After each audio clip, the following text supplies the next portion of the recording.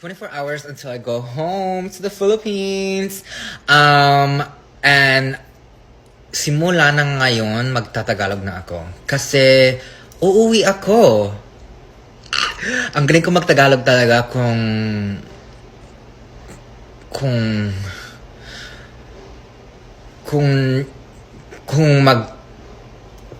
itry ko talaga. Oh my gosh. Bakit ang hirap kong sinabi yon?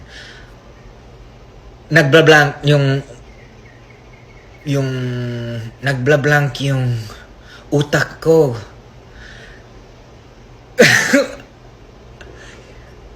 Nakalimutan ko na magtagalog. No, ang galing ko kanina. No, bakit nagbablank yung...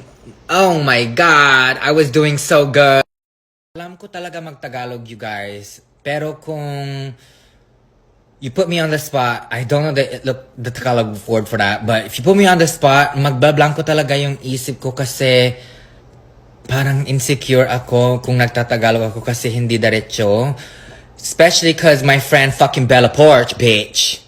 Kung nagtatagalog kami na dalawa, sinasabi niya, oh my gosh, I'm doing so good. Sinasabi niya na parang konyo daw yung Tagalog ko. And I don't like that shit. Cause hindi ako konyo talaga. Like, hindi talaga ako nagtatagalog all the time. Nung last time akong nagdadiretso na Tagalog, nung nag-live-in kami with my brother's wife kasi Tagalog siya. And that's the only time I got to speak Tagalog. Ngam, no Ilocano, amok ag Ilocano. Don't fucking play with me, bitch. Hanang ay ayaman, gaga. You know what I mean? Amom ti imbagak. Anong minji kay ngoy bagakon? Mas nalalainak pa nga ag Ilocano ngom dagita dimakkel dita Pinas. Like idi nagawid na nagadaduti na shock nga amok pala ag Ilocano. Like, Breman among pala ag Ilocano?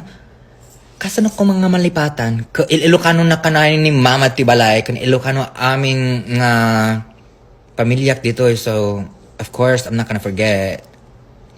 Of course, ang kong nga malipatan. Like, I'm gonna do an updated Tagalog video when I get 1 week back home. Because, bitch, I'm telling you right now, after 1 week, I'm gonna get all my Tagalog knowledge back. I'm gonna get all my Tagalog tongue back, bitch.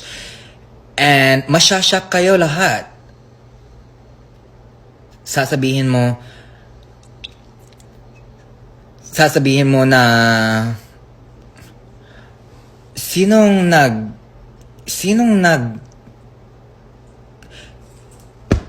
help me here. Teach. What is teach in Ilocano? Sinong